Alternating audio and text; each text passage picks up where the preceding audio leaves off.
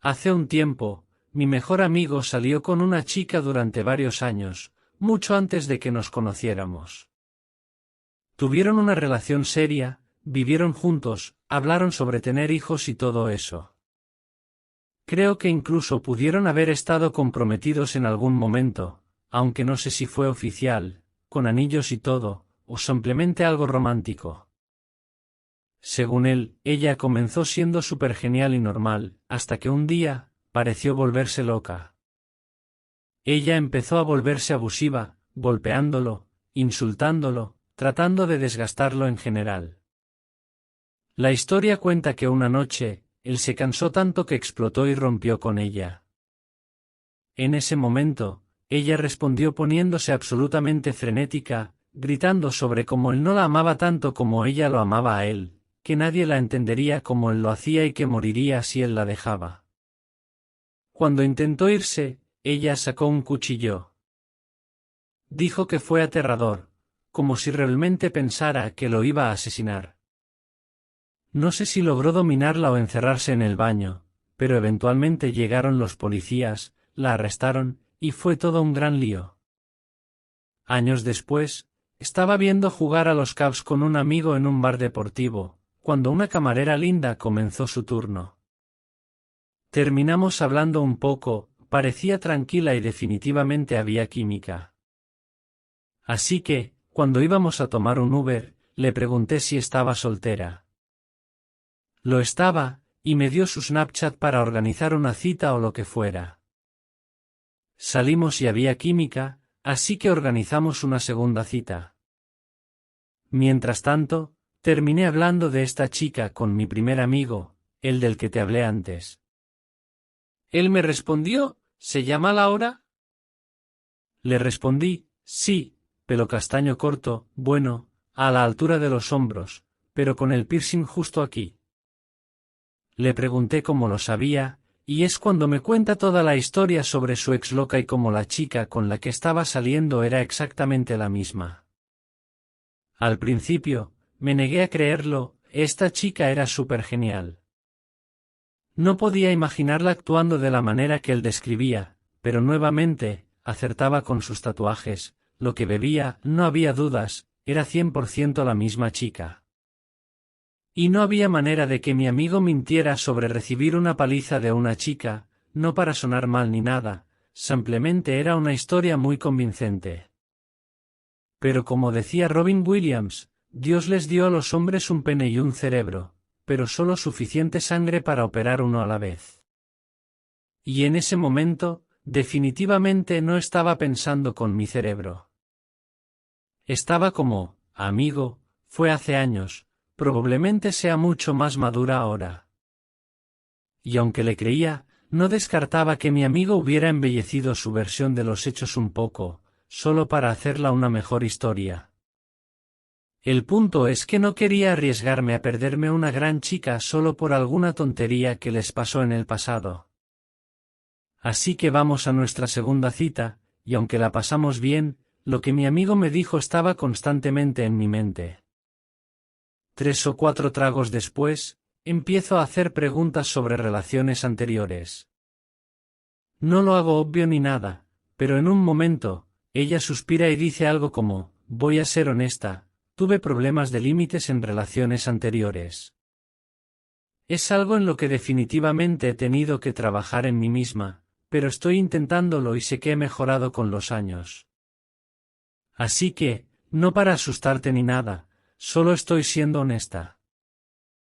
Y honestamente, esto era exactamente lo que necesitaba escuchar. Jugó perfectamente en mi pequeña narrativa de dale una oportunidad, cuando realmente debería haber escuchado a mi amigo. La cita va bien, terminamos en su casa, y a la mañana siguiente me pregunta si quiero ir a desayunar a algún lugar. Realmente quería ir, honestamente, no podía pensar en nada mejor que una buena pila de panqueques para matar mi resaca. Pero si no salía de su apartamento antes de las 8:30, no llegaría a tiempo al trabajo. Así que fui amable, pero aún así tuve que dejarlo para otro momento.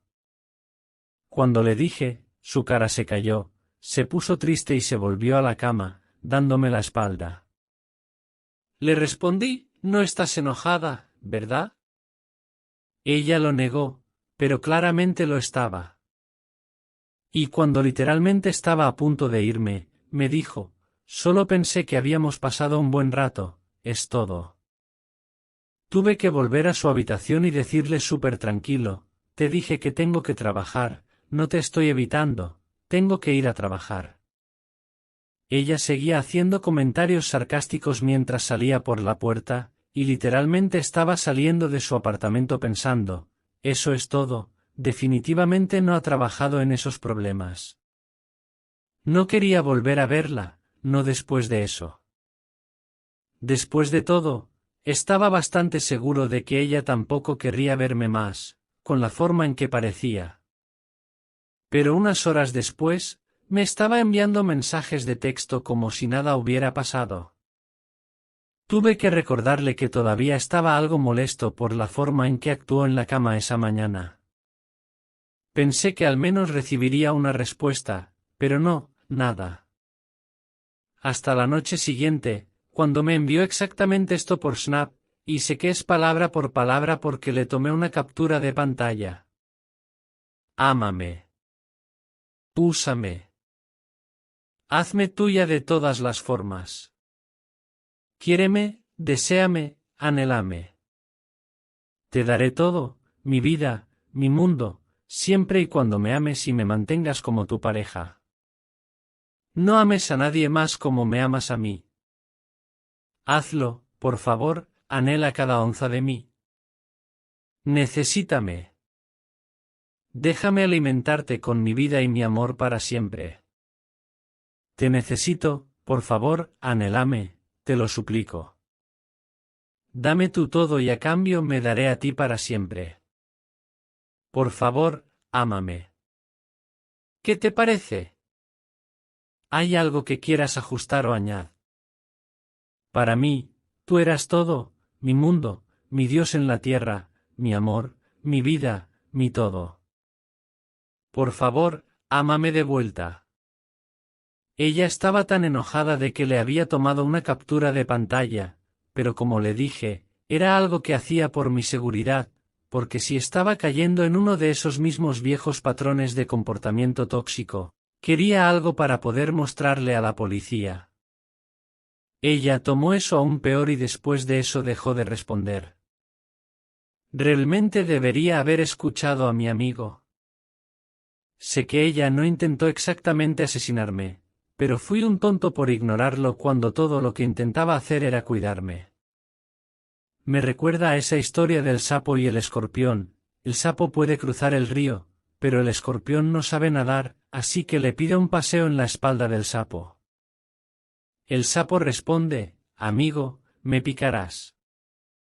Y el escorpión le asegura que no lo hará, porque si lo hace, ambos morirán.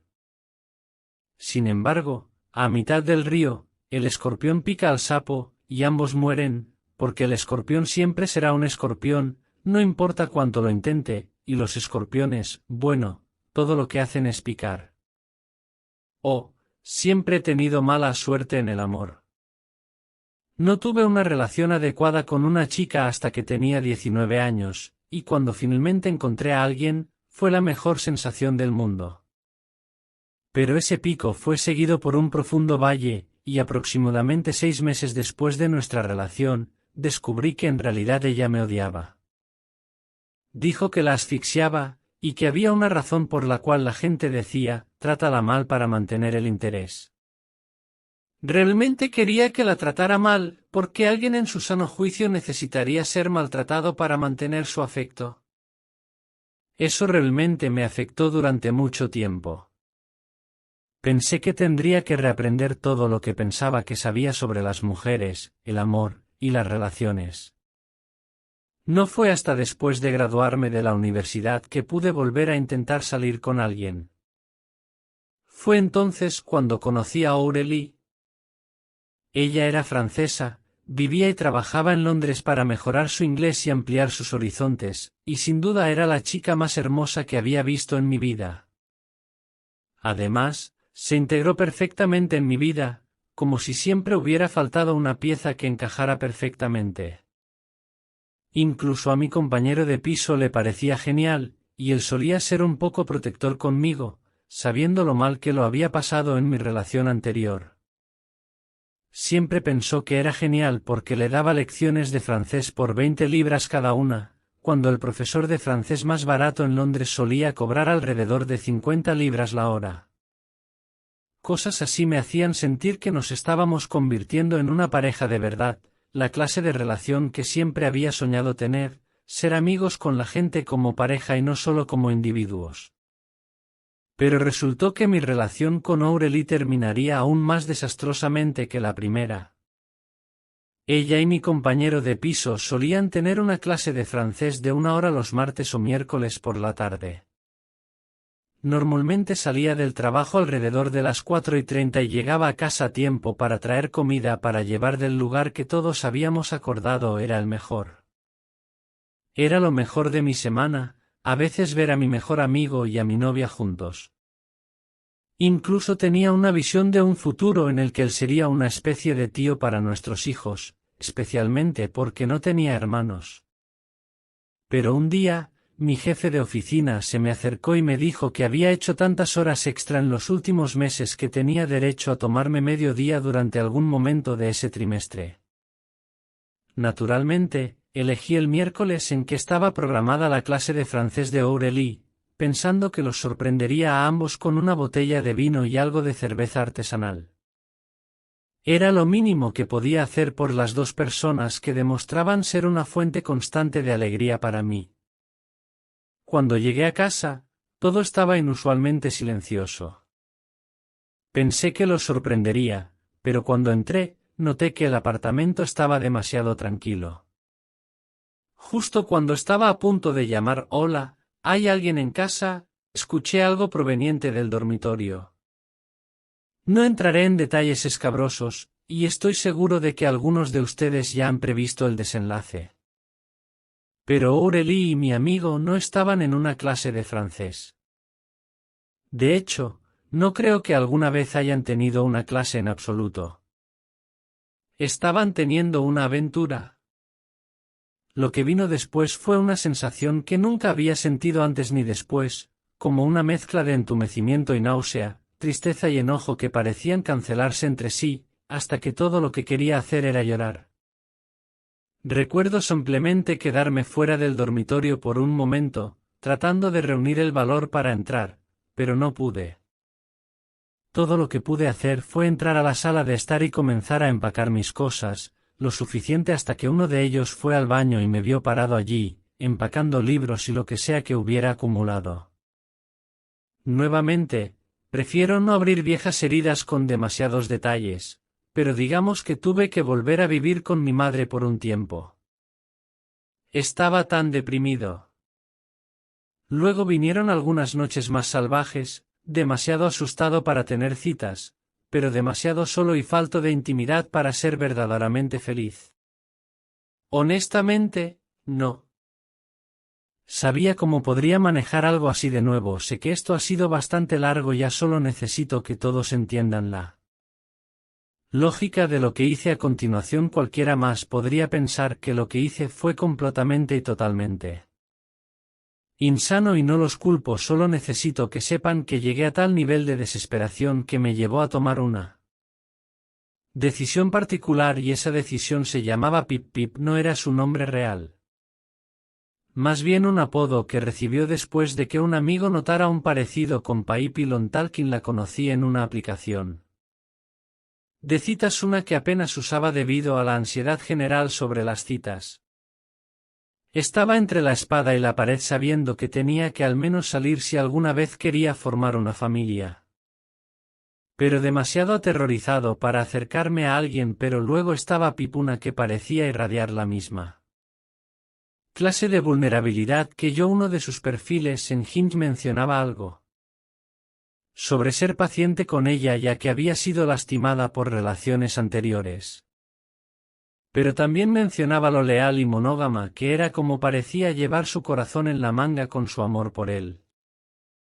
Manga, el anime y todo lo japonés, así que por primera vez en mucho tiempo Realmente lancé los dados y le envié un mensaje. No los aburriré con los detalles, pero después de un mes le pedí que fuera mi novia. No era solo que nos lleváramos tan bien ni que ella pareciera entender lo difícil y estresante que era para mí tener citas. Era cuanto parecía estar interesada en mí. Como la atracción era recíproca, eso era algo que me di cuenta que no había experimentado antes. Y hombre, se sentía bien. Pasamos casi cada minuto de cada día juntos. Siempre que no estaba en el trabajo estaba con Pip. Obviamente pasábamos la mayor parte del tiempo en mi departamento, pero no pasó mucho tiempo antes de que Pip básicamente comenzara a mover sus cosas poco a poco. No es que tuviera un problema con eso, me gustaba que estuviera allí todo el tiempo, y realmente quiero decir todo el tiempo, porque el caso era que Pip no podía trabajar porque estaba discapacitada, no con ninguna clase de discapacidad física. Las de Pip eran del tipo de discapacidades que no se ven aún. Así recibía suficiente en beneficios para vivir cómodamente mientras vendía arte digital cuando y donde podía por un tiempo. La vida fue buena, realmente buena, pero alrededor de Navidad el comportamiento de Pip comenzó a empeorar. Todo parecía surgir como resultado de mi necesidad de visitar a mi familia en Navidad. ¿Ves a tus familiares? Una práctica bastante estándar, pero no solo Pip no quería visitar a sus propios familiares, no quería que yo visitara a los míos tampoco, y además de eso, cada vez que salía del apartamento para ir a visitarlos estaba de un humor absolutamente horrible. Cuando volvía puso un verdadero freno a las festividades, y sé que mi madre y mi padre estaban decepcionados cuando solo podía quedarme lo suficiente para intercambiar regalos y comer mi cena de Navidad, citando que a Pip no le gustaba cuando estaba fuera por mucho tiempo, y su reacción negativa a eso. Sabía que las cosas llegarían a un punto crítico después de un tiempo. Necesitaba una chica que pudiera llevar a los eventos familiares, alguien que se convirtiera en parte de mi familia, no alguien que la evitara. Pero cuando intenté hablar con ella al respecto, levantó la voz conmigo por primera vez en nuestra relación. Me dijo que yo sabía muy bien que ella no era capaz de estar en grandes reuniones sociales y que yo era un maldito egoísta por dejarla sola así, especialmente en el día de Navidad. El menor rechazo de mí parte, y ella estallaba en lágrimas, gritando y llorando antes de correr a nuestro dormitorio y cerrar la puerta.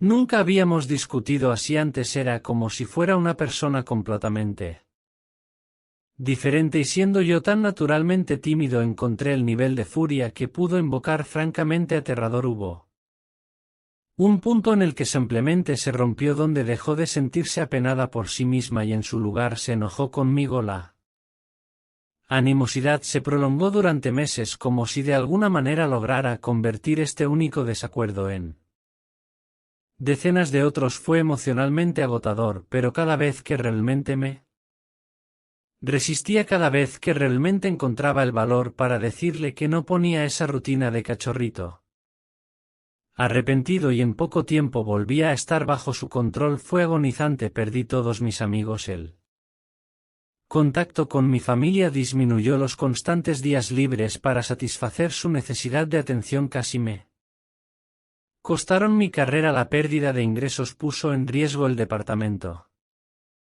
Ella tuvo este horrible efecto, dominó en mi vida y no me di cuenta hasta que fue demasiado tarde, y para entonces ya había comenzado a pensar en lo impensable. Empecé a considerar romper con ella. Era surrealista conocer a una chica con la que pensaba pasar el resto de mi vida, preocupándome por la posibilidad de que ella me dejara, y mientras tanto era yo quien quería ser el primero en irme.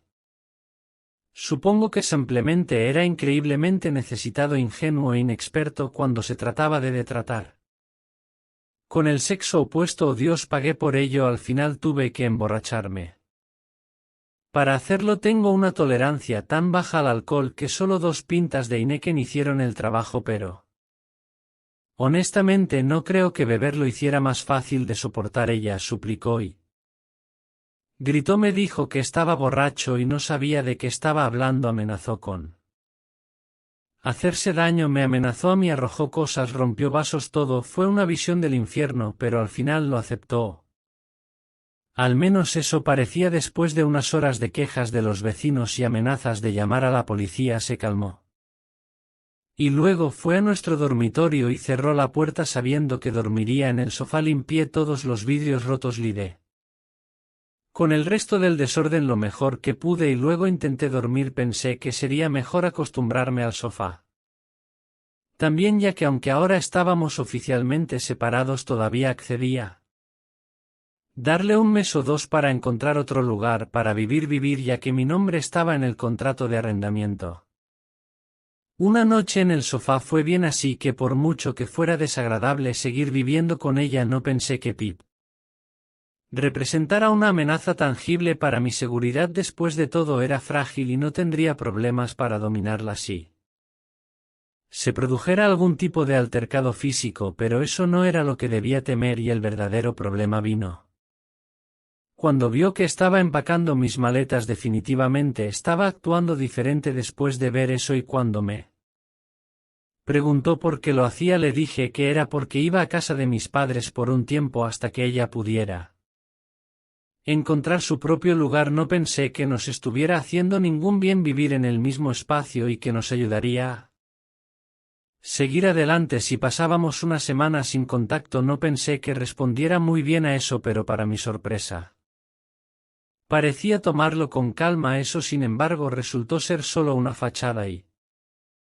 creo que para ese entonces ya había tomado una decisión sobre lo que iba a hacer. Esa noche marcó el comienzo de mi segunda semana en el sofá, y poco sabía que sería mi última, y no por buenas razones, ni porque Pip hubiera encontrado un apartamento, ni porque yo estuviera yendo a casa de mis padres, sino porque ella estaba planeando algo que cambiaría mi vida para siempre. Después de que Pip se fue a la cama, me quedé despierto unas horas terminando una o dos cervezas antes de finalmente acostarme. Cuando desperté de nuevo me di cuenta de que no podía ver con uno de mis ojos. Me senté y me di cuenta de que mi rostro se sentía caliente y húmedo, y con mi único ojo bueno vi a Pip y estaba pálida como una sábana. Extendí la mano para tocar mi ojo, pero no pude. Algo estaba en el camino, algo largo y frío y metálico. Solo escuché "lo siento" mientras ella salía corriendo de la habitación. Miré hacia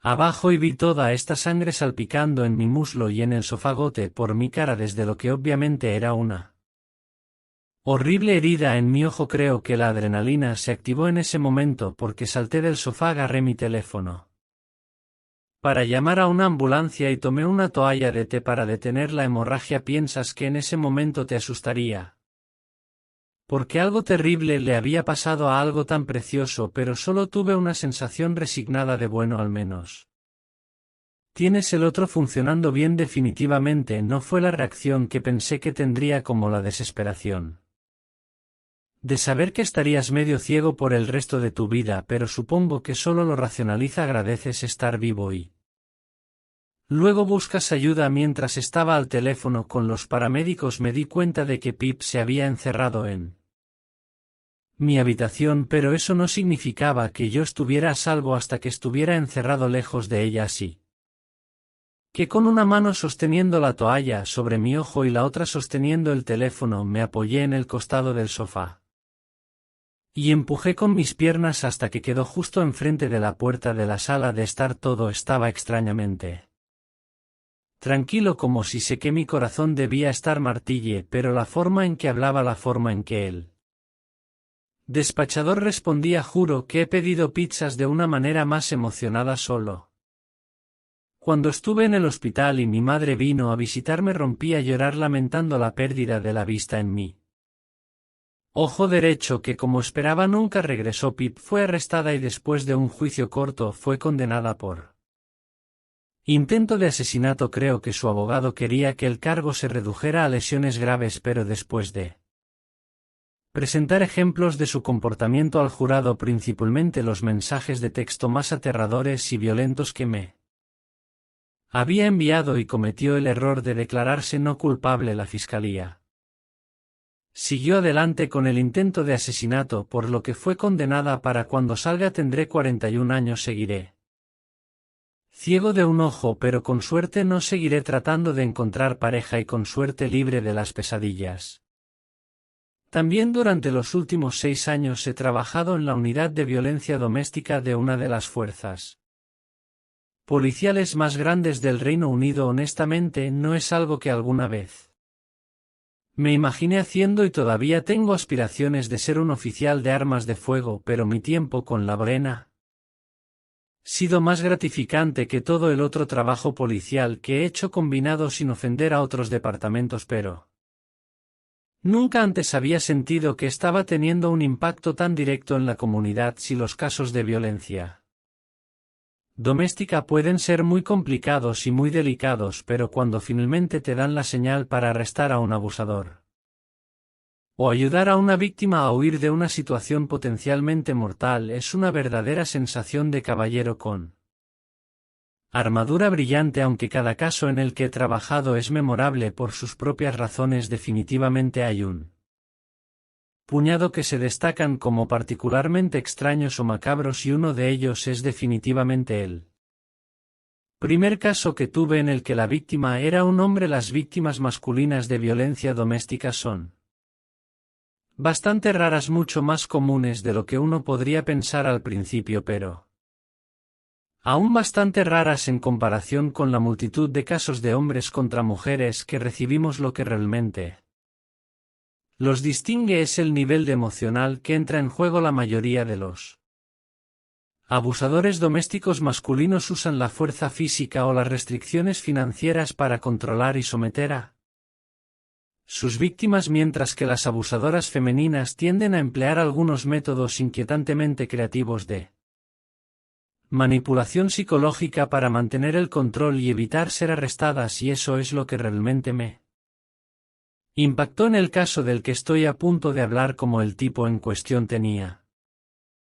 todos los medios para simplemente irse y salvarse, pero no podía encontrar el valor para hacerlo para proteger el anonimato de los inocentes aquí. Ya que fue mi primera víctima masculina de abuso doméstico, lo llamaremos muy poco originalmente Adán, así que obviamente su novia en este caso va a ser Eva. Me enteré de Adán y Eva cuando algunas unidades uniformadas nos pasaron información sobre un posible incidente doméstico. Sus vecinos habían llamado quejándose del ruido más horrible que vía del departamento de Adán y Eva, no el tipo de ruido de una fiesta nocturna, sino más bien el tipo de violencia doméstica, con vajilla rota y puertas que se cierran de golpe. Las unidades uniformadas, y con eso me refiero a los oficiales uniformados en un coche marcado, les hicieron una visita solo para descubrir que había habido un malentendido y que la pareja de hecho estaba viendo una película de acción. Cualquier golpe, traqueteo, portazos o temblores podría explicarse por su nuevo y de última generación sistema de sonido, y aunque lamentaban mucho cualquier inconveniente causado, simplemente había sido un malentendido. Es en ese punto que uno de los oficiales preguntó si estaría bien entrar para hablar con cada persona por separado. El 99% de las veces esto no es un problema y están más que dispuestos a poner la tetera y charlar unos minutos, especialmente si es para aclarar cualquier sospecha de violencia. Pero Adán y Eva dicen que no, más bien Eva dice que no. Adán solo asiente y los oficiales se van con una sensación de incomodidad sobre todo el asunto. Como puedes imaginar, cada vez que esto sucede con los géneros invertidos termina directamente en mi escritorio, y dado que nuestra política de violencia doméstica es la misma sin importar el género, me enteré del sistema de entretenimiento doméstico sísmico de Adán y Eva y decidí tomar nota de ello. Había visto este tipo de cosas sin veces antes. El caso clásico de una pareja que se desvive para explicar todo tipo de coincidencias extrañas, todo cuando una pequeña explicación lo cubría todo. Violencia doméstica con una víctima que tenía demasiado miedo o estaba demasiado rota para hacer algo al respecto. Es de lejos lo más frustrante de los casos de Violencia doméstica como de vez en cuando conoces a alguien que simplemente se niega a ayudarse a sí mismo digo. Frustrante pero a veces puede ser francamente aterrador especialmente cuando te haces una idea de la red de mentiras y delirios que una persona ha tejido para sí misma nunca lo había visto o escuchado sucederle a un hombre. Antes así que naturalmente fue aún más impactante para mí no quiero que suene grosero ni nada mis colegas me habían advertido que esperara lo inesperado por así decirlo pero bueno verás lo que quiero decir en un segundo como he explicado Adán y Eva ya estaban en nuestro radar así que cuando recibimos noticias de otra denuncia de violencia doméstica que se originaba en su dirección a fin de mes pensamos que era hora de intervenir. El primer paso de lo que resultó ser un largo y agotador proceso fue una simple llamada telefónica. Llamé al teléfono de casa de Adán y Eva una tarde sin realmente esperar que alguien respondiera pero después de unos timbres alguien contestó era Eva y a pesar de estar un poco sorprendida permaneció cortés cuando supo que la policía estaba llamando pregunté cómo estaba indagué sobre él reciente incidente y descubrí que había habido otro hilarante malentendido entre ellos y sus vecinos esta vez estaban probando un poco de bricolaje y habían tenido un desacuerdo sobre la ubicación de unos estantes lo que explicaba a todos los golpes, choques y gritos que podían oír. Había aprendido a reconocer una mentira con bastante facilidad en ese momento pero no era una que me interesara en esa etapa. Todo lo que quería saber era si estar bien que un colega se pasara para charlar tal vez incluso el mismo día que estaba llamando. Como dije la mayoría de las personas están más que felices de aclarar malentendidos pero por alguna razón Eva insistió en que fuéramos nosotros a ellos. Le dije que no era problema si conducía hasta su casa. La idea era entrar y conocer el terreno pero parecía muy reacia a la idea entonces decidí intentar contactar con Adán pero después de intentarlo y fallar al menos 20 a 30 veces a todas horas del día me di cuenta de mi error. Eva evidentemente le había dicho que estaban bajo sospecha y que no respondiera a ninguna llamada de números desconocidos. Mi única opción era acorralarlo en el trabajo. Sé que eso puede sonar un poco agresivo pero en casos graves de violencia doméstica cada día cuenta. Cuanto antes pongas en marcha el proceso de sacar a la víctima de la situación menos posibilidades hay de que su abusador pierda el control y termine con su vida antes de que puedas arrestarlo o encontrar refugio para la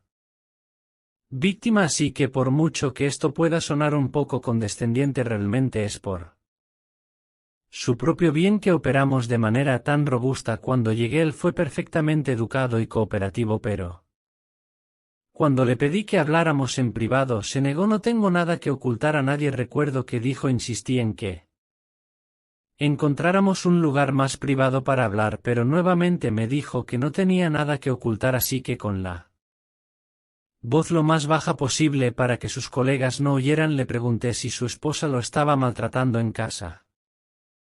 Simplemente me miró por un minuto como si de repente me hubiera crecido una cabeza extra. Me preguntó si estaba hablando en serio y soltó una risita cuando le informé que sí. Me aseguró que no estaba siendo maltratado y lo hizo en un tono que ridiculizaba la mera idea de ello. Ahora es cuando te dejo saber un poco de oficio. Los abusadores tienen a sus víctimas agarradas del cuello de alguna manera, ya sea a través de amenazas de violencia, medios financieros, amenazas de retener el contacto con los hijos, lo que sea. Todo lo que tienes que hacer es encontrar eso que les impide hablar y presionar ese botón hasta que se rompan. Con Adán pensé que podría haber niños en el panorama. Tal vez ella estaba amenazando con dejarlo sin nada en un divorcio, algo por el estilo, pero resultó ser algo completamente diferente y mucho más perturbador, así que empecé a pasar por la lista. Le pregunté si ella lo estaba lastimando, mintió y dijo que no, pero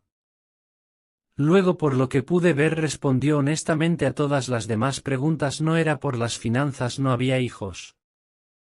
Ella no estaba embarazada ni nada y resultó que no estaban realmente casados, solo eran una pareja que aparentemente Planeaba casarse algún día. No pasó mucho tiempo antes de que estuviera desesperado por encontrar una respuesta. Hasta que de repente se me ocurrió una idea. ¿Alguna vez ha lastimado a alguien más cercano a ti, Adán? Le pregunté. ¿Alguna vez ha lastimado a tu mamá? Estaba a punto de terminar con papá, pero no tuve que hacerlo. La mirada que me dio me dijo todo lo que necesitaba saber. Cuando nuevamente sugerí que encontráramos un lugar tranquilo para hablar, asintió y me llevó a una de las salas de conferencias de su oficina. Una vez que estuvimos solos, todo salió a la luz. Eva era violenta, abusiva, manipuladora, controladora, y lo tenía agarrado por las pelotas. Una vez se había hartado tanto de su comportamiento que intentó romper con ella, y ella se enfureció tanto que pensó que podría matarlo. No lo hizo, evidentemente, pero como él lo expresó, me dio una paliza de 7 colores. Pero esa no fue la peor parte. Durante su violenta discusión, Adán había dejado escapar algo sobre cómo hasta mi mamá piensa que eres una psicópata. Eso resultó ser un gran error, ya que Eva no era el tipo de persona que dejara pasar un comentario como ese. Ella condujo hasta la casa de la madre de Adán, se ganó su confianza para entrar y luego la llamó por videollamada. Básicamente la torturó con objetos domésticos. Obviamente la policía se involucró y Eva enfrentaba una condena criminal, pero de alguna manera todo se redujo a una especie de disputa familiar y Adán convenció a su propia madre de retirar los cargos. Fue un ejemplo clásico de por qué los casos de violencia pueden ser tan frustrantes. Las víctimas pueden ser sus peores enemigos, ayudando a facilitar su propio sufrimiento. Una vez que Eva demostró que estaba dispuesta a lastimar a su madre, eso fue todo. Eva podía hacer que Adán hiciera y dijera prácticamente cualquier cosa que ella quisiera. La única cosa que él estaba evitando era el matrimonio y los hijos. Había logrado darle alguna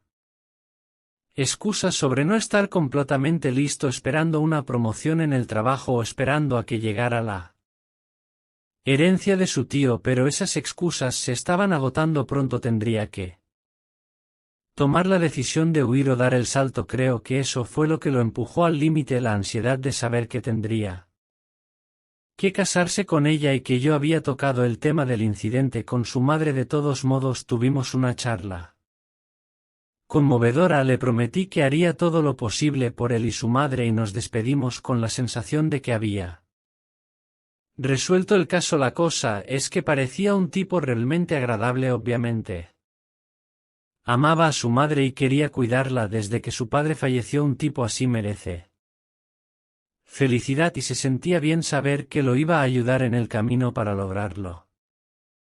Pero lamentablemente eso no iba a suceder. Una semana después estaba fuera de servicio cuando recibí una llamada telefónica de un colega con el que estaba trabajando en un caso. Me dijo que estaría fuera de mi casa en 10 minutos y que necesitábamos ir al hospital. Cuando llegamos, Adán está acostado en una cama de hospital y el estado en el que se encontraba me puso un nudo en la garganta. Eva casi le había destrozado la cabeza. El doctor dijo que tuvo suerte de estar vivo y aunque estaba entrando y saliendo de la conciencia, nos dijeron que aún estaban en el proceso de intentar salvarle la vida. Nos permitieron una breve charla con él, pero nos dijeron que podría no tener mucho más tiempo de vida. Sé que suena egoísta, pero todo lo que podía pensar era en obtener una declaración de él. Debería haberme enfocado más en su salud, en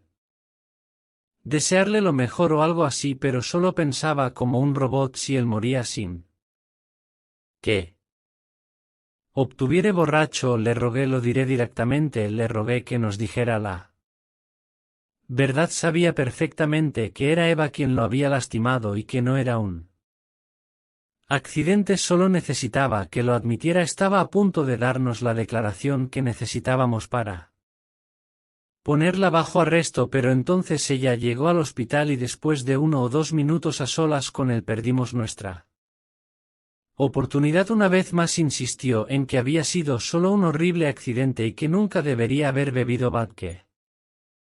2 días después Adán estaba muerto. Había una hemorragia en su cerebro. Los Doctores intentaron operarlo y murió en la mesa de operaciones. Hicieron todo lo posible para salvar su vida, pero el daño en su cerebro era catastrófico. Al enterarse de su muerte, algunas unidades uniformadas se apresuraron a ir a la casa de Adán y Eva. La arrestaron y trataron de preservar la integridad de cualquier posible escena del crimen, pero no sirvió de nada. Eva había limpiado el lugar de arriba a abajo. Homicidios. La mantuvo 36 horas en una estancia extendida volteando su casa en busca de un arma homicida o manchas de sangre, cualquier cosa con la que pudieran construir un caso, pero no sirvió de nada.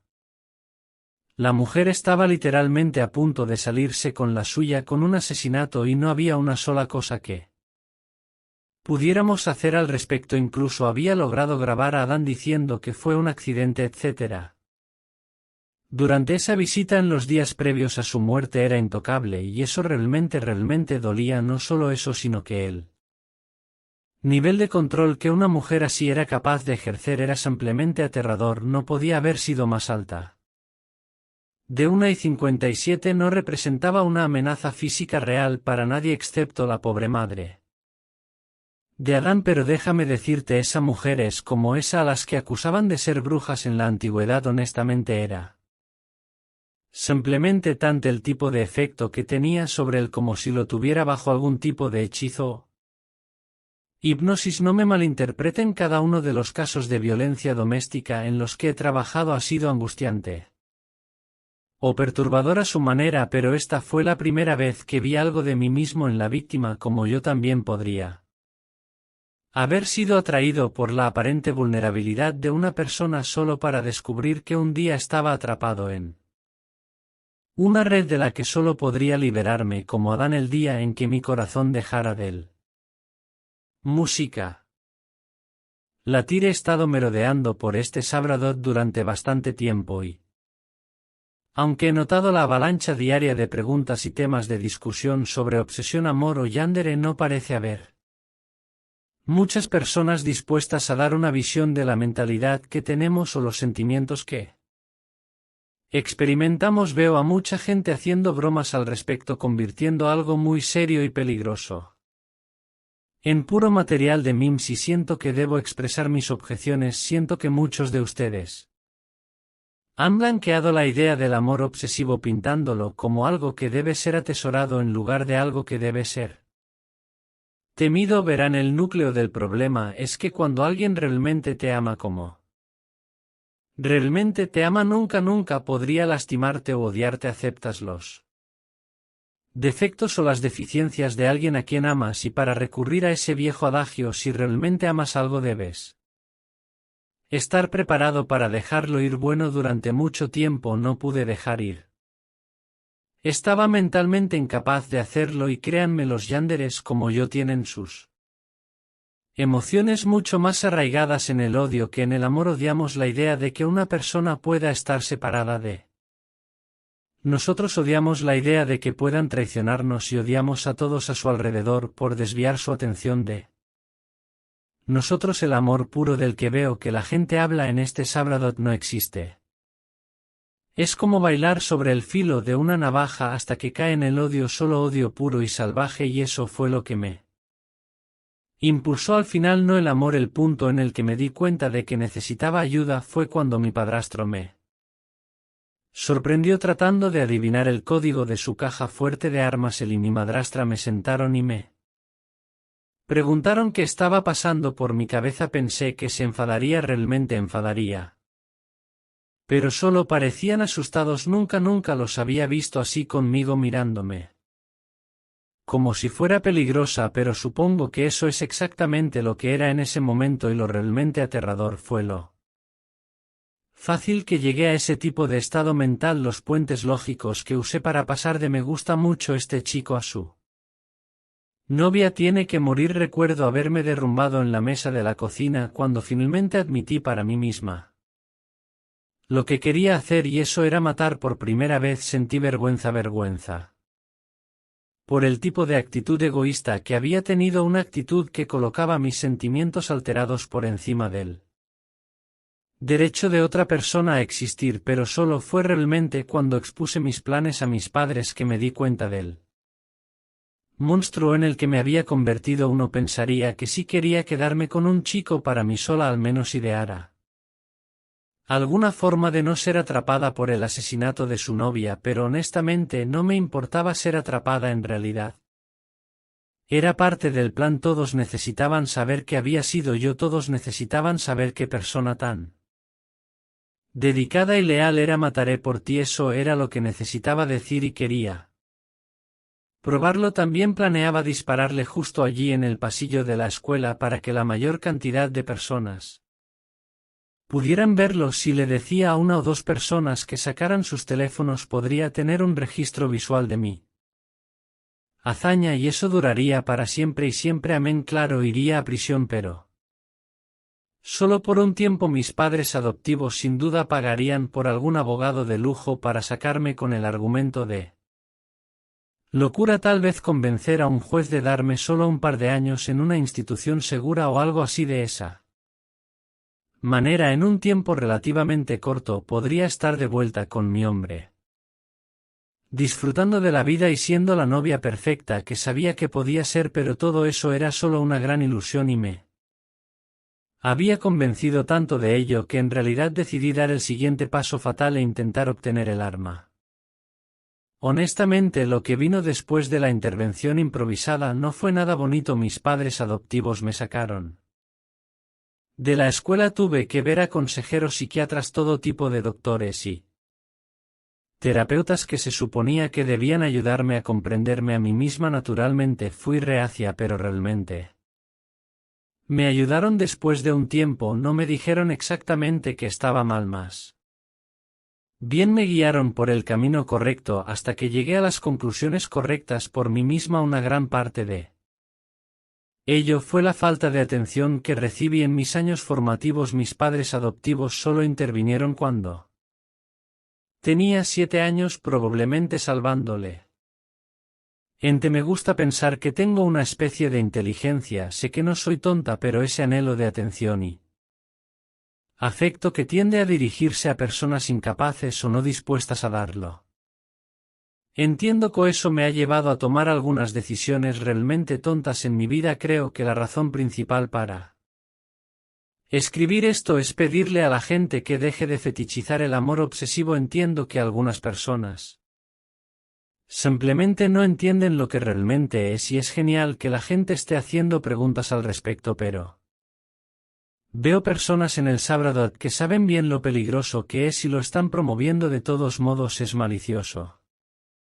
No hay otra explicación para ello. Hay personas en El Salvador que están romantizando el asesinato, que están haciendo exactamente lo que solía hacer durante la época más oscura y peligrosa de mi vida. Y déjenme decirles de primera mano, no son sus amigos. Por favor, estén seguros ahí fuera y si necesitan ayuda, no duden en buscarla, ya sea a mí o a algún tipo de profesional de la salud. Piensen en ello como salvar una vida y no solo la vida de los demás, también salvar su propia vida. Nacido el 30 de diciembre de 1982, Ryan Pousten pasó gran parte de sus años formativos como estudiante internacional itinerante. Asistió a la Escuela Nacional en la capital de Filipinas, Manila, así como a la Escuela Internacional en Ginebra, Suiza, antes de inscribirse en la Universidad de Indiana, donde se graduó en Historia, Geografía y Ciencias Políticas. Tras su graduación se trasladó a estudiar Derecho en el Salmon P. Chase College of la Universidad del Norte de Kentucky. Para gran orgullo de sus padres, Ryan se graduó de la Escuela de Derecho con honores y consiguió un trabajo como abogado en Cincinnati, Ohio. Para 2011, Ryan tenía 28 años y llevaba el tipo de vida de alto nivel que muchos solo pueden soñar. Lo único que realmente faltaba en su vida era una pareja romántica, y así fue como el abogado de 28 años conoció a la joven de 19 años, Shine Hubers, usando la aplicación de redes sociales Facebook. En ese momento Sa era amiga de un pariente de Ryan, por lo que no eran completos extraños cuando comenzaron a hablar a pesar de la significativa diferencia de edad entre los dos. La pareja encontró que compartían una buena química. Poco después comenzaron a salir oficialmente. Fue alrededor de este tiempo que Shayna se graduó con un título en psicología de la Universidad de Kentucky en Lexington. Anteriormente, Shayna había estado a solo 128 kilómetros y medio de distancia. Definitivamente no era el viaje más fácil, pero la pareja parecía dispuesta a pasar por alto la distancia. Sin embargo, la graduación de Shayna pareció desencadenar un tipo de momento de hacerlo o dejarlo en su relación, y cuando Ryan expresó reservas sobre que la pareja se mudara junta, parece que una leve tensión pronto se convirtió en una vasta grieta, y lo que antes era una relación sólida se volvió extremadamente volátil. Pasaron por una fase de rupturas y reconciliaciones, separándose y reuniéndose varias veces a lo largo de principios de 2011 hasta mediados de 2012, pero parece que para octubre de 2012 la pareja había roto definitivamente, ya que Ryan no tenía interés en volver con Shine. Esto podría haber sido motivado en parte por su aventura con la explosiva rubia y ex ganadora del certamen Miss Ohio 2012.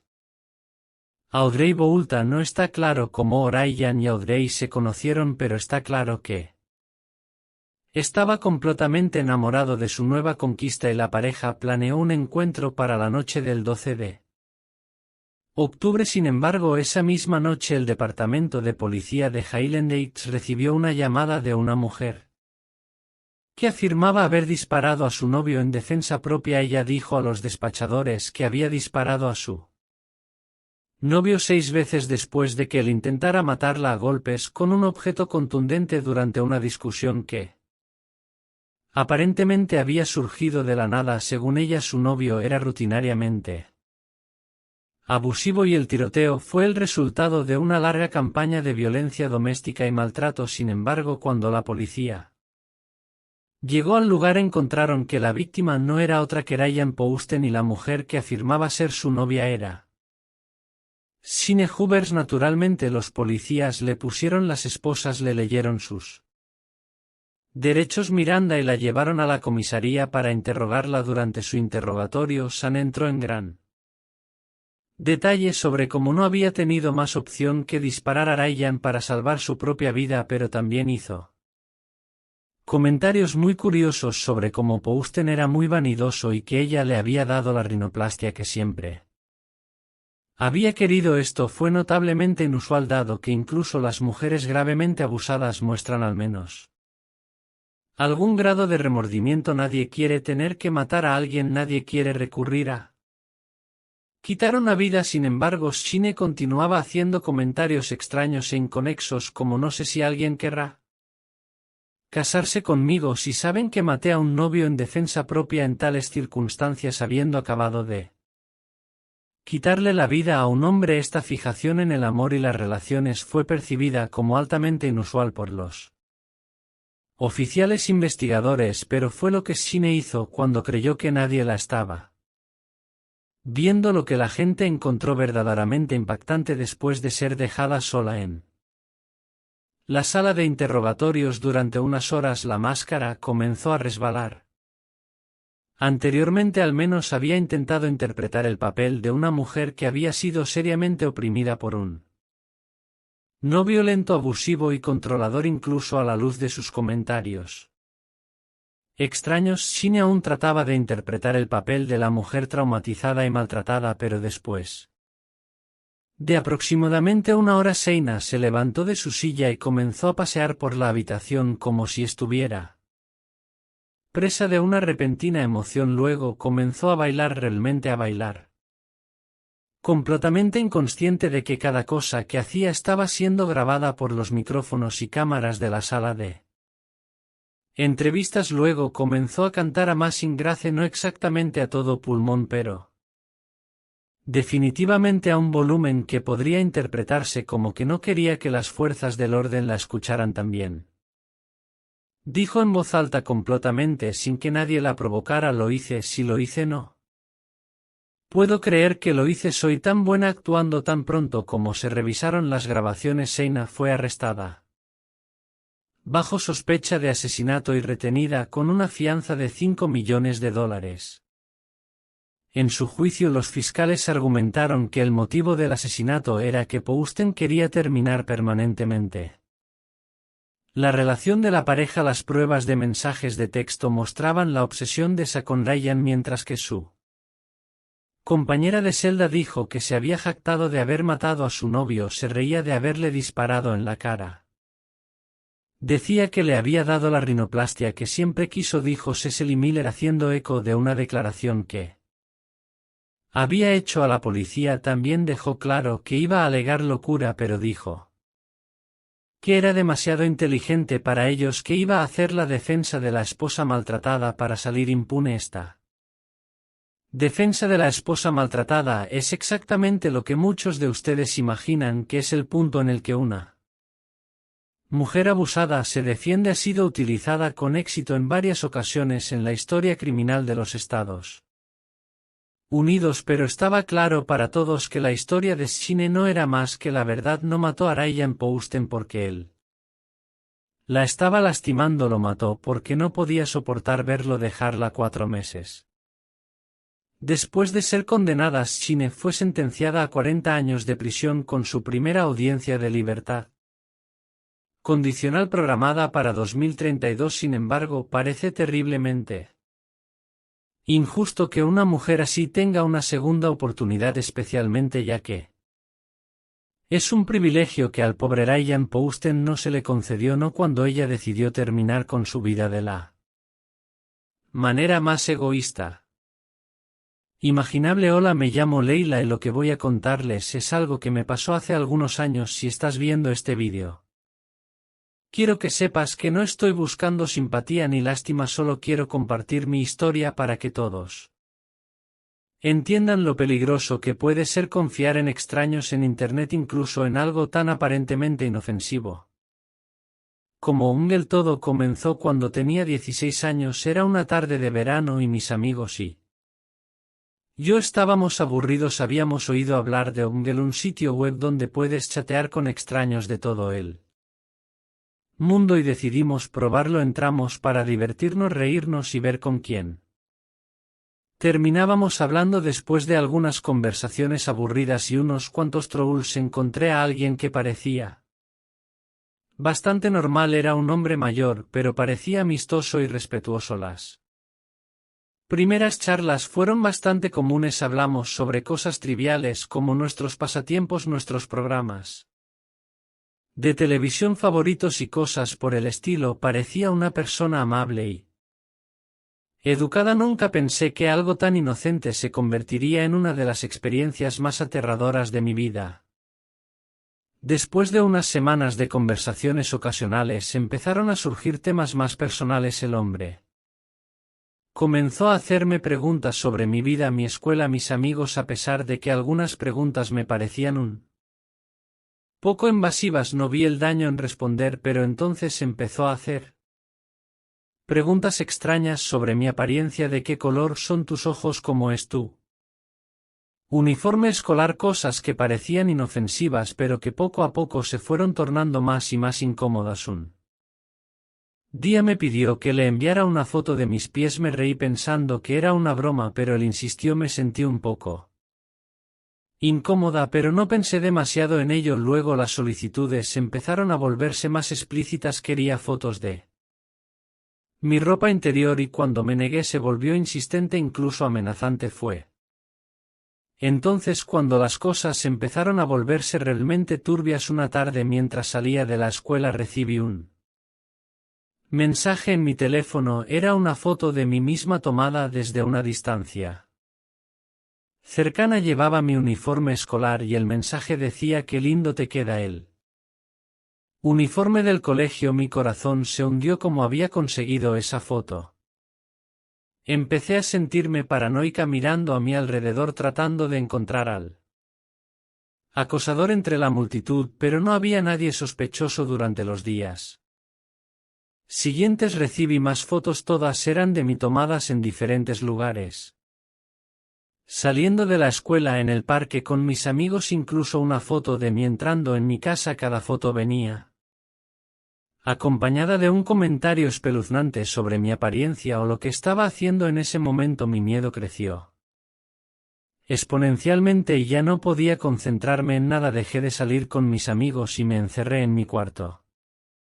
Sintiéndome completamente vulnerable, finalmente no pude más y se lo conté a mis padres. Les mostré los mensajes y las fotos y mi padre se enfureció.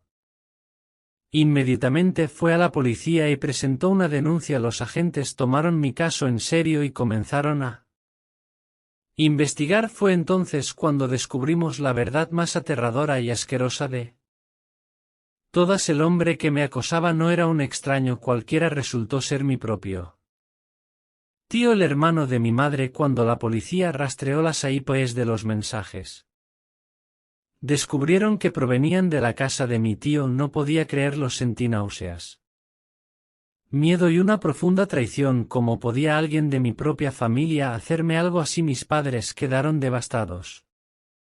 No sabían cómo procesar la información ni cómo protegerme de alguien tan cercano. Mi padre confrontó a su hermano y lo denunció. La policía lo arrestó por acoso a una menor y fue llevado a juicio. Verlo en el tribunal fue una de las experiencias más difíciles de mi vida. No solo tenía que enfrentar a mi acosador, sino también la vergüenza y el dolor de saber que alguien de mi propia sangre había cometido tal acto. Finalmente mi tío fue condenado y enviado a prisión, aunque se hizo las cicatrices emocionales y psicológicas permanecen. No he vuelto a usar Omegle ni ninguna otra plataforma de chat con desconocidos. Mi vida ha cambiado para siempre y aunque trato de seguir adelante, siempre llevo conmigo el recuerdo de esa traición. Espero que mi historia sirva como advertencia. No importa cuán inocente parezca una conversación en línea, siempre hay riesgos. Confía en tus instintos, mantén tu información personal privada y sobre todo nunca bajes la guardia. A veces los monstruos no se esconden en las sombras, sino que viven entre nosotros disfrazados de personas en las que confiamos. Si alguna vez te encuentras en una situación similar, no dudes en buscar ayuda. Habla con tus padres, amigos o la policía. No estás solo y siempre hay personas dispuestas a ayudarte. Recuerda, tu seguridad y bienestar son lo más importante. Gracias por escuchar mi historia. Mantente seguro y cuida de ti. ¿De qué te rodean? Mis padres tenían un matrimonio maravilloso y feliz y por eso mis primeros años fueron geniales. Todo eso cambió, sin embargo, cuando mi padre murió en Irak en 2005. Desde que mis padres eran novios desde la secundaria, su pérdida golpeó a mi madre muy duro durante mucho tiempo. Pasó la mayoría de sus días y noches en la cama. Afortunadamente yo ya tenía casi 14 años y era capaz de cuidarme a mí misma. Ni un segundo la culpe por su reacción. Todos lidiamos con la muerte de un ser querido a nuestra manera. Sus largos días en la cama terminaron unos 9 meses después de la muerte de mi papá, cuando una amiga de mi mamá la convenció de salir con ella a su bar favorito. Ese día conduciría a un largo y duro camino en el que casi perdería su vida y nuestras vidas cambiarían para siempre. Dentro de una semana mi mamá trajo a casa a su primer novio. Se convertiría en el primero de muchos hombres con los que intentaría en vano matar el dolor de la pérdida de mi papá con grandes cantidades de alcohol. Con el tiempo su personalidad cambió drásticamente, se volvió mucho más dura y no puedo recordar una sola vez en la que la vi sonreír. Luego llegó el día que temía mi mamá. Se mudó con uno de los novios. Daniel era un desgraciado que trabajaba durante el día en un taller de reparación de motocicletas y pasaba sus noches bebiendo lo más posible. Por alguna razón mi mamá pensó que sería un gran material para casarse. Supongo que el alcohol realmente destruye las células cerebrales, como dicen. De todos modos, se casaron unos meses después de que se mudó y fue entonces cuando todo comenzó a desmoronarse. Daniel mostraría su verdadero yo dentro de una semana de matrimonio. Él y mamá llegaron tambaleándose una noche de algún bar y Comenzaron a discutir. Ella dijo algo que lo hizo enojar y él la abofeteó en la cara en lugar de destruirlo en ese momento. Ella se disculpó con él después de recuperar la sobriedad a la mañana siguiente. Esta fue la reacción que él debía haber estado esperando. El abuso se intensificó a partir de ahí y se volvió normal ver a mi mamá con un ojo morado o un labio partido a pesar de mis súplicas. Ella no se deshacía de él. Escuché las mismas excusas una y otra vez. Solo es malo cuando está borracho y yo lo empujo demasiado. Cuando lo estoy también al final es mi culpa eventualmente. Me di por vencida y comencé a enfocarme en ahorrar suficiente dinero para salir de la casa. Afortunadamente Daniel me ignoraba en su mayoría. Había dicho muchas veces que no tenía interés en ser un padre para mí. Así era como me gustaba. Finalmente ocurrió lo lógico. El año después de que me mudé, Daniel y mamá tuvieron una de sus habituales discusiones y esta vez casi se pasó de la raya. Un día recibí una llamada en el trabajo del hospital diciendo que mi mamá había tenido un terrible accidente. Solo cuando llegué allí me di cuenta de que estaba lejos de ser un accidente. Daniel había golpeado a mi mamá tan severamente que murió una vez en la ambulancia. Una queja de ruido de los vecinos fue lo único que la salvó. Ese incidente fue el que finalmente la hizo dejarlo y con Daniel fuera del cuadro me mudé de nuevo con mamá para ayudarla con las cuentas. Las cosas fueron un poco difíciles mientras mamá sanaba. Daniel intentó que volviera con él a través de mensajes de texto, pero ella logró mantenerse firme. Justo cuando empezaba a parecer que iba a volver a ponerse de pie sin él la atrapó en un momento de debilidad y la convenció de ir a su casa solo para hablar. Esa noche estaba trabajando y recibí un mensaje de ella diciendo que se dirigía a la vieja casa a la que Daniel estaba viviendo. Para mí estaba claro que era una mala idea. Una vez que logré informar a mi jefe sobre la situación, corrí para detenerla. Ya estaba allí. Cuando llegué, tan pronto como apagué el motor pude escuchar a la gente gritándose. Corrí hacia la casa justo a tiempo para ver a mi mamá saltar sobre la espalda de Daniel. Ella lo golpeaba en la cabeza y cuando él se dio la vuelta para quitarla noté un gran moretón en su cara y un labio sangrante. No fue difícil para él tirarla al suelo. Ella yacía en el suelo gritando maldiciones. Cada palabra que decía estaba arrastrada y me di cuenta de que estaba borracha. Ninguno de los dos me notó al principio. Continuaron gritándose mientras esto sucedía. Vi a Daniel meter la mano en un cajón y sacar una pistola. La manipuló durante un segundo y luego la apuntó a mi mamá en su estado. Ella se rió tontamente de él y dijo que no tenía el valor para dispararle. Unos segundos después disparó el primer tiro. El shock de ver esto me hizo gritar y fue entonces cuando finalmente se dio cuenta de que estaba allí. Cuando me vio sonrió y volvió a apuntar el arma a mi mamá. No había manera de dejar que le disparara de nuevo, así que lo abordé. Cuando caímos se disparó un segundo tiro que casi la rozó. Afortunadamente estaba tan borracho que dejó caer el arma, pero una vez que la localizó comenzó a arrastrarse para recuperarla. Sabía que cuando la tuviera me dispararía a mí. De la nada grité que había llamado a la policía y que estaban en camino. Por supuesto, esto era una mentira. Cuando lo escuchó se detuvo y me miró tratando de ver si decía la verdad. Puse mi mejor cara seria y debió haber funcionado. Bajo la mano, tomó la pistola y se levantó. Me dolió cuando se puso de pie, pero en lugar de dispararme se dio la vuelta y salió tambaleándose por la puerta principal. Rápidamente me arrastré hacia mi mamá. Milagrosamente todavía respiraba, aunque sangraba mucho. Al marcar el 911 el despachador me dijo que alguien ya había llamado por disparo y que los oficiales estaban en camino. No pasaron más de 3 minutos cuando llegaron con los paramédicos justo detrás. La llevaron rápidamente al hospital y después de una larga cirugía sobrevivió.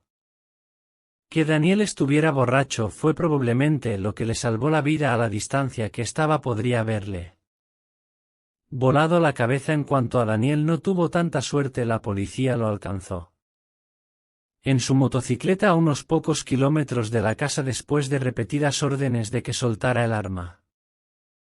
La levantó y ellos vaciaron sus pistolas en él. El momento en que me lo dijeron fue como si me quitaran un peso de encima y me relajémonos.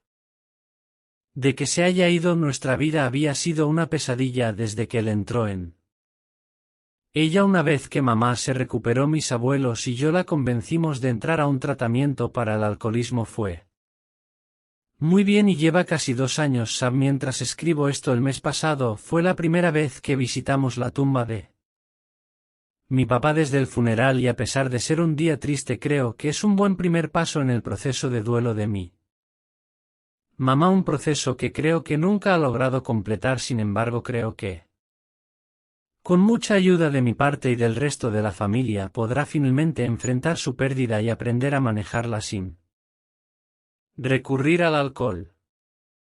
Hola a todos, me llamo Julia y hoy les voy a contar la historia que más impotencia me ha dado en mi vida. Esta es una historia real que me sucedió hace algunos años y aunque ya he superado muchas de las cosas que pasaron todavía hay momentos en los que me siento atrapada en ese recuerdo. La razón por la que quiero compartir esto con ustedes es para que puedan entender lo peligrosas que pueden ser ciertas situaciones y con suerte para que otros no tengan que pasar por lo mismo que yo. Todo comenzó cuando tenía 15 años. Vivía en una ciudad mediana en México, una de esas ciudades donde todos se conocen y las noticias vuelan rápido. Era una adolescente como cualquier otra, disfrutando de mi tiempo libre con amigos, yendo a la escuela y comenzando a experimentar con las redes sociales. Mis padres siempre me habían enseñado a ser cuidadosa con lo que compartía en línea, pero a esa edad uno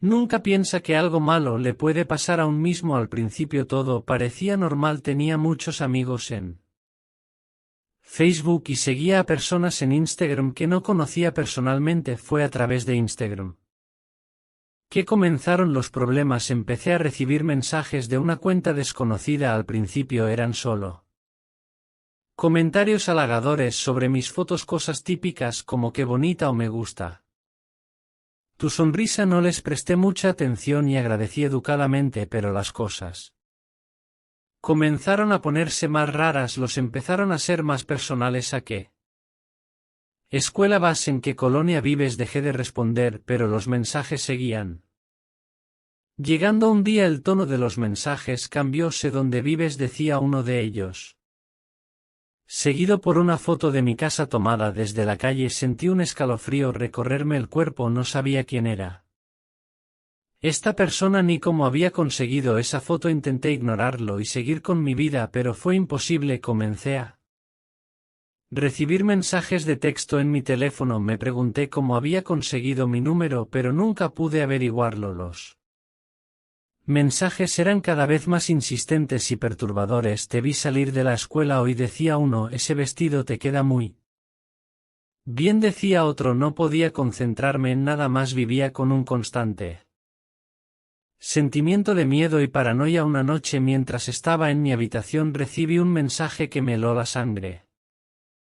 Era un vídeo de mí misma filmado a través de la ventana de mi habitación. Estaba cambiándome de ropa y el vídeo lo mostraba todo. El mensaje que lo acompañaba decía: si le dices algo a tus padres, publico esto en todas partes. Sentí que el mundo se me venía abajo. No sabía qué hacer. La vergüenza y el miedo me paralizaron. Durante semanas viví con ese secreto. No podía concentrarme en la escuela. Dejé de salir con mis amigos y me volví una sombra de mí misma. Cada vez que recibía un mensaje mi corazón se aceleraba y la ansiedad me consumía. No podía confiar en nadie y me sentía completamente sola. El acosador me tenía atrapada en una red de miedo y manipulación. Un día todo empeoró. Mi madre contrató a un nuevo jardinero para la casa. Era un hombre en sus 30. Parecía amable y profesional, pero había algo en el que no me cuadraba. Cada vez que estaba cerca me sentía incómoda, como si me estuviera observando de una manera que no era normal. Una tarde, mientras estaba en el jardín, lo vi mirando fijamente a mi ventana. Sentí un nudo en el estómago. Poco Después recibí otro mensaje, era una foto de mi ventana tomada desde el jardín.